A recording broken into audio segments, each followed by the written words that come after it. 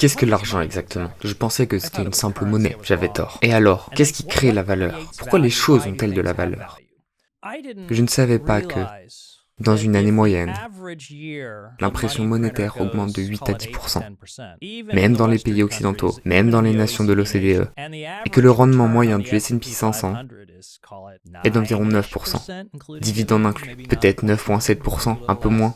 Cela signifie que tout le travail du S&P 500, toute la valeur créée provient en réalité de l'impression monétaire. Cela m'a stupéfait. Réfléchir à cette notion fondamentale que dans un système fermé ou même ouvert, lorsque l'on imprime de la monnaie à un rythme de 8 à 10% par an, tout perd de la valeur. Et les choses qui semblent en gagner ne font en réalité que suivre cette dilution. Elles ne font que maintenir à flot. Tu peux placer tout ton argent dans le S&P 500, mais en réalité, tu ne gagnes aucune richesse relative. C'est une révélation troublante. Lorsqu'on y réfléchit bien, la totalité de la valeur du S&P 500, en moyenne, sur une période prolongée, même pas si longue que ça, est équivalente à l'impression monétaire. Pour moi, c'est un véritable choc. Et ce choc m'a fait me dire, comment peut-on créer de la richesse qui soit réellement supérieure dans cette économie?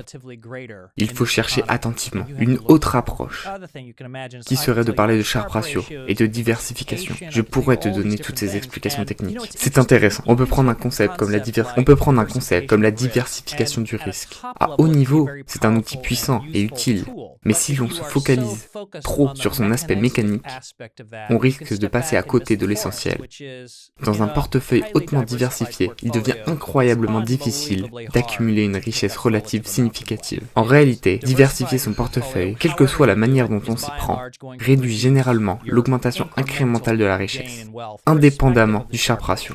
C'est en concentrant le capital sur un pari spécifique qui surpasse l'impression monétaire que l'on crée réellement de la richesse. Ça m'a bouleversé. Je l'avais tout simplement pas compris. Pourtant, j'ai enseigné la finance pendant plus de 20 ans. Je suis encore professeur à la Stern Business School. J'ai enseigné la stratégie et la finance pour les entreprises et technologies, les médias et du divertissement.